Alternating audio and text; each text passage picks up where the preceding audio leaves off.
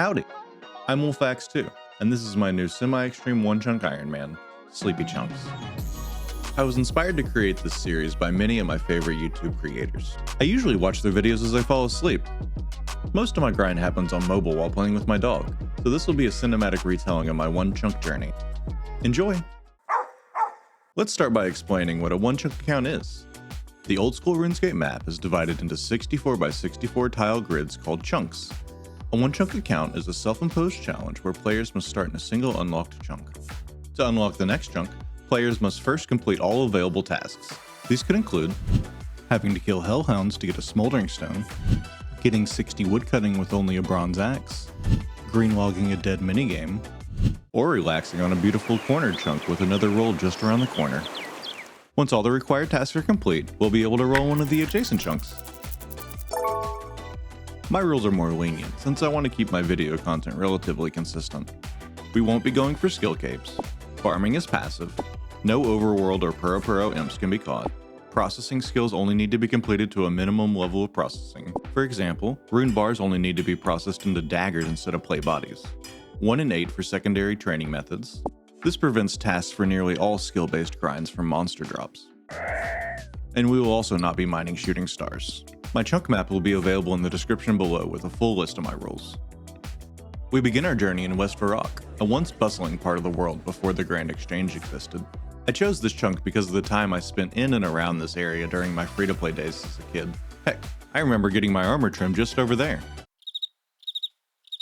As you can see, it's not quite as busy these days. Now that we know where we are, why don't we look around? We start with Juliet's family house, Gertrude's house, the Cooking Guild, Varrock West Bank, Varrock West Smithy, and the Apothecary. Let's see what we need to do to break out of this junk. Reach level 40 thieving to pickpocket a guard while only being able to train on men, obtain flour and a water source or a bread dough, all dropped by imps, to cook a bread, get a bronze medium helm from men for our best in slot melee and ranged tank defense, get an iron dagger from men or guards for our best in slot melee and magic weapon, get a blue wizard hat from imps for our best in slot magic helm, collect mind and air runes to cast wind strike which drop from men and guards respectively, start the Gertrude's cat quest which we can only complete up to step 1, and complete the Varrock easy task number 9, give a dog a bone. Food.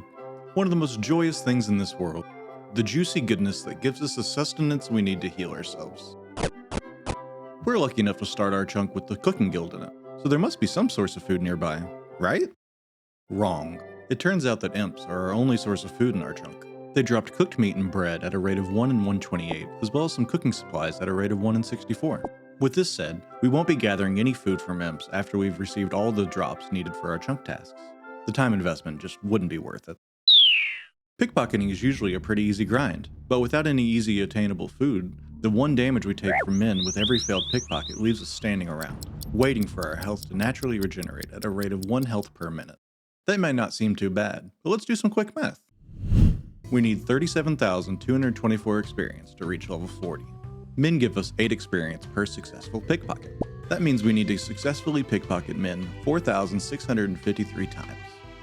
But wait, pickpocketing men has a failure rate of around 25%. Multiply 4,653 by 0.25, and that's 1,163 failures or damage taken. That means we'll be standing around for 19.4 hours waiting for our health to regenerate. Add to that each failed pickpocket stuns us for 5.4 seconds and prevents further pickpocketing for 4.8 seconds. That means that every failed pickpocket will cost us 70.2 seconds, for a total overall time of 22.7 hours of idle time. The math checked out. It took us just over 24 hours to complete this grind. We reached level 40 and pickpocketed our first guard. Success! That's our first chunk task complete. We walked away with just under 20k gold from this grind, and I was beyond ready to move on. Combat. Fun! Another challenge where we'll have to grind on men with no source of healing. Or so I thought. While finishing up the pickpocket grind, I noticed something skittering around Gertrude's house. A rat! Now this rat is game-changing. They aren't able to hit us back, so we can skip the whole wait for our life to regen stage. We started by killing rats until our strength, attack, and defense reached level 10. This took no time at all, and I'm glad Gertrude's cats didn't get to it first. We then move on to imps, which were no challenge with our new stats. We received and equipped the blue wizard hat to complete the chunk task. Then we killed quite a few more imps, looking for either the bread dough or the ingredients to make it, all of which drop at a rate of 1 in 64. Before long, we found the bread dough and it was time to test our luck. Cooking bread has a 50% chance to be successful, otherwise we're heading back to imps. We ran over to the range in Juliet's family house and cooked it on our first try. Another chunk task complete. Men were no challenge at this point, and we were hunting several drops from them. We needed the bronze medium helm, an iron dagger, and a mine rune. We killed men for hours until we reached base 20s in all of our melee stats and could hit 3s and 4s consistently. We got the bronze medium helm and iron dagger for our chunk task and just needed to kill a few more men for the mine rune drop. A few more, huh? Ha! We actually went around 5 times dry in the mine rune drop, but the extra strength and attack levels won't hurt for our next grinds. Going dry on the mine rune drops for men also had another positive side effect: beginner and easy clue scrolls. We have 2 beginner, 2 easy, 1 hard, and 1 master step that are possible to complete at the moment. We got unlucky and were only able to complete 1 of the beginner clue scrolls we received. So we sent it, and sadly we did not get a casket or a repeatable clue step. Guards. Guards are our second challenging task in this chunk. We only need them for their air rune drop, which is 1 in 64, since we already got the iron dagger from men. We tried our luck at killing a guard in a fair fight, but this ended poorly. It cost us 2 pieces of our precious bread from imps just to take them down. This was not going to work.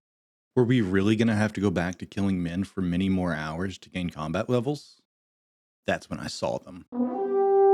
Wild goblins along the western edge of our chunk.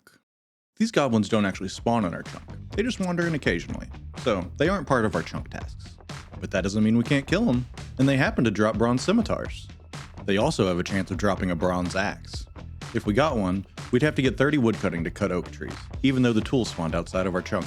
We killed what we could and switched worlds quite a bit before sadly giving up on this method. Just wasn't worth the time investment. Luckily, I had one more trick up my sleeve. Flinching. I knew watching all those snowflake account videos would come in handy one day. Flinching is a way to get free attacks without the enemy being able to retaliate. To execute the method, you must be able to get out of the monster's range between each attack. Then, we wait for our and the enemy's health bar to disappear before attacking again. We repeat this method over and over. While this method is incredibly safe, the kills are painfully slow. On average, these kills took us about 3.5 minutes to complete. I got the majority of these kills on mobile, and was quite a spectacle for people chopping oaks nearby. I had a few people ask what we were doing, and even had a couple people troll us with fake air runes and weapon drops. We ended up getting lucky and receiving the air rune we needed under drop rate. We retrieved the mine runes from the bank, and with our shiny new air runes, we were finally able to cast Windstrike. We cast Windstrike on guards a few times, and there's another chunk test complete. Our combat levels are looking pretty strong, and we're well prepared for whatever challenges our next chunk brings.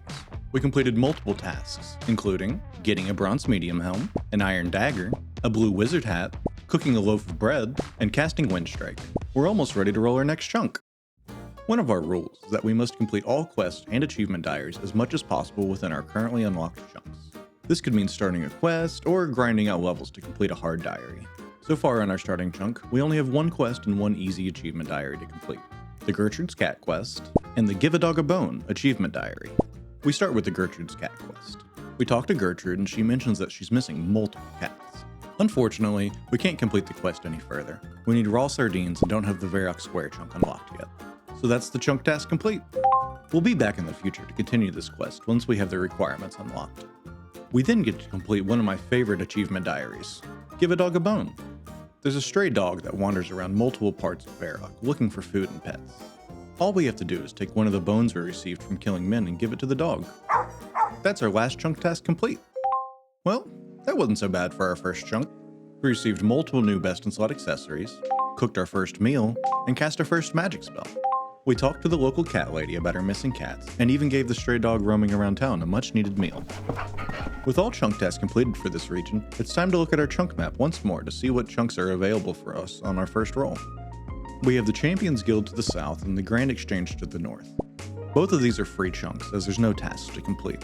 Then we have Varrock Square to the east.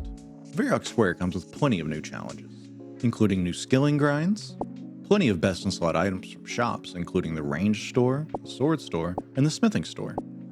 We'll be able to purchase runes. We have a few quests and diary tasks, as well as being closer to unlocking Varrock more. Then there's Barbarian Village to the west. It comes with plenty of new skilling tasks, as well as the stronghold security. Now this one's scary. The enemies within the stronghold get harder and harder the further you go down within it.